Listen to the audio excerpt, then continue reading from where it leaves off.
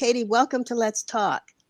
Hi, Denise. So glad to be here with you. Oh, likewise, likewise. And I love what's going on behind you. I like that believe. Thank you. Yes, Thank that's things you. we can't afford to lose faith, and we've got to believe that, what does that mean to you when you have that believe back there? It's a great question. Actually, I this is a sign from the Ted Lasso TV show, and it's just really reminds me that one, as a leader, my responsibility is to believe in others, to believe that the path forward is possible, and to never give up on what I believe we're fighting for. And so, it's a little reminder for me of who I want to be as a leader and how I want to continue to advocate for my team and my community. Wonderful. That's good. I mean, it's something that another thing we should put out there, a word, and let people talk about what does it mean to them to believe. And you are at managing director of Northwestern Mutual. Tell me a little bit about your role. What do you do there?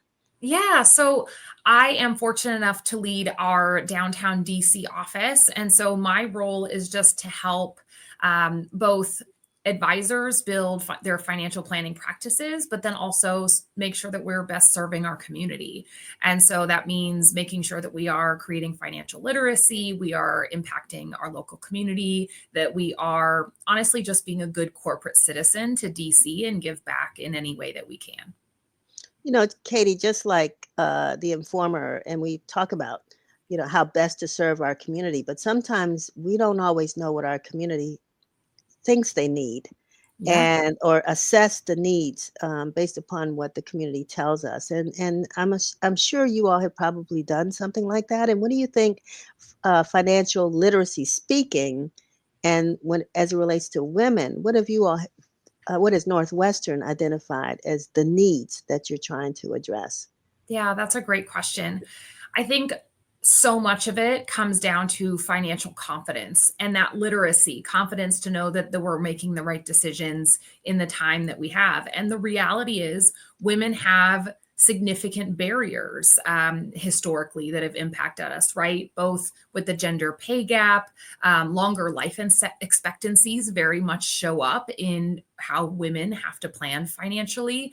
And then even the loss that we create if we experience maternity leaves or family medical leaves. And so all of those kind of then combined with a lack of confidence in financial knowledge just leads people to not be proactive about finding the most efficient way for all their puzzle pieces to fit together and have the best outcome that they can.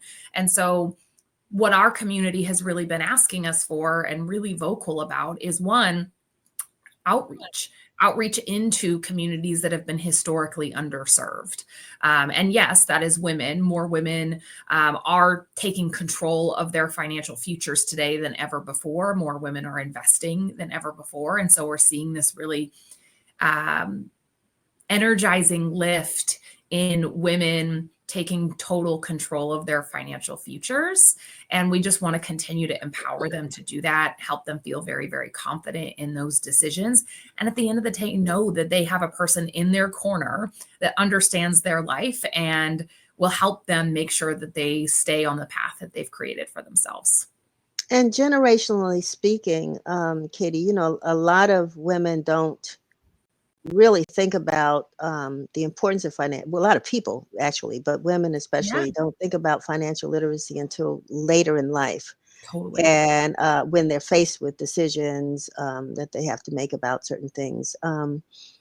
So how do we engage, or how is Northwestern engaging, let's say, younger women to start earlier in that financial planning? That's a great question. So we partner in the community in a lot of ways, honestly. So we spend a lot of time in local high schools, literally doing financial literacy coursework. We do the same thing with lots of local organizations, specifically partnering with women, children, and people of color to just increase that impact. And ultimately it's about helping people feel in control of their future, right? And help them identify that they truly have choices. As a a mother, but I have boys. But let's say, the district government right now is asking all young people to sign up for the summer youth employment program, right? And Mhm. so a lot of them will sign up. They'll get the minimum wage now is 17.50 an hour, a lot different than it was when we I were was gonna in. say, I would love to have earned that. Exactly, exactly. But as if there are parents or grandparents listening, what would you tell them to tell their um, the children in their lives? How can they start now in investing? And it's hard, when you've got that young person that wants to go out and spend $200 on a pair of tennis shoes because of Right. whatever, to Yes. Well, say they're cool, no, no, right? no, you gotta right. How do you, what would you tell them to tell their or how help them in knowing how to begin that financial literacy plan?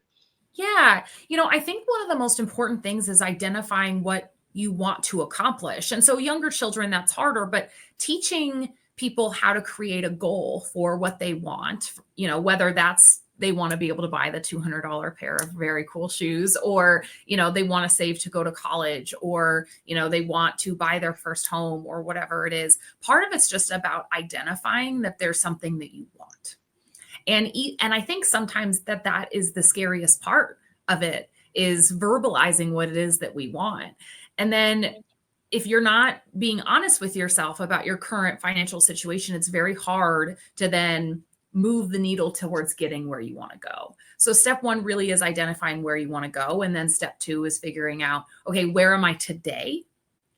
And I think that there is this misconception that, to work with someone like myself or someone in my team, that you have to be affluent, you have to be financially sophisticated, you personally have to be at a more sophisticated part of your life. And that's really not the case. We believe everybody deserves a financial plan. Probably, that the average American deserves and needs a financial plan far more than the wealthy, because the average American has less room for error. And so leaning into relationships with experts and not being fearful of that is really powerful. And I acknowledge today, there's a lot of experts on TikTok and stuff. Here's my advice: talk to a real expert. Um, sorry. But there is no person that I'm unwilling to spend time with and sit down and help them review their financial situation. There is no line in the sand of who I'm willing to help and who I'm not. And so part of it's about acknowledging that you aren't where you want to be. None of us really are, right? But it's how do we get there? And finding someone that you trust to partner with to help you get there, because it's, at the end of the day, it's also not your responsibility to be the professional expert in that Mm. space. And so, but finding someone that you trust to really walk that path with you is really, really beneficial. And so, it's really just about starting to make small, good choices early on. Most of the decisions we all make about our financial choices are not logical, they're emotional. Mm. And Like when what? our I mean, give me an example of that, Katie, that you see. Yeah, I mean, it Mm. could be as small as, I'm having a bad day, so I'm gonna go have the $7 cup of coffee, right? To, it could be you feel responsible for other people's finances in a way that doesn't allow you to protect yourself, right? You might spend more than you make because you're trying to keep up with the Joneses, right? It can come to fruition in a million Mm. ways. Mhm. And listen, I just because I work in this industry doesn't mean that I'm immune from that, right? That's just human nature. But it's about teaching yourself to just start making the right choice once. And then how do you do it a second time? And how do we just, it's not about perfection. It's about how do you get better each and every day. And listen, we're still going to do it, right? But it's through the lens of being thoughtful about that and realizing that we don't have to experience a ton of shame in those choices, because it is very much human nature. And what is the reward? We save, we invest, we have life insurance, we do all these different things. But what is the reward actually for us, or is it for somebody else? What It's is the both. reward in the end? Okay, Yeah, it's talk about both. that. Hmm. You know, even just to speak from my experience, the the confidence and the peace of mind that I have every single day, knowing that no matter what happens, if the worst tragedy strikes, my family is going to be okay. And so, yes, that definitely benefits them, right? I'm not going to see those dollars and cents show up in my lifetime in the most direct sense, but I also don't have to carry the burden of that fear of them not being okay. So part of it is that, but then part of it is about how do I create generational wealth? How do I change the trajectory of my own life and my own family's lives? That's been something that I'm very, very passionate about. I was raised, my family is a bunch of Cuban refugees, right? I didn't grow up with a lot, but being intentional has really allowed me to change the trajectory of my family's future. And also know that even if something terrible comes out of left field that I couldn't have possibly prepared for, I am actually prepared. And it gives me a sense of control and power in a world that I would argue, at least me personally, I am feeling less and less control, right? But at the end of the day, if I have financial stability, right, in having different types of assets, having life insurance, having those risk mitigation strategies, what that allows me to really do is know that I have choices and I have options. And if something goes really poorly, I can make the changes necessary to continue to live the life that I want and the life that I want for my children. And so I think that's a big piece of it. Is it's the peace of mind, the choices and control that it creates. But yes, we also have the ability to create generational wealth in communities that have historically never had access to that. And I do get very, very excited about the impact of that, especially in our local communities. Katie, I could talk to you for another hour or so because there's still a lot of questions I have. But I think the biggest question, as we draw to an end of this conversation, is how do people reach out to Northwest Mutual? How do they contact you if they do have questions that I didn't ask, but they want to know more? Is there Absolutely. okay?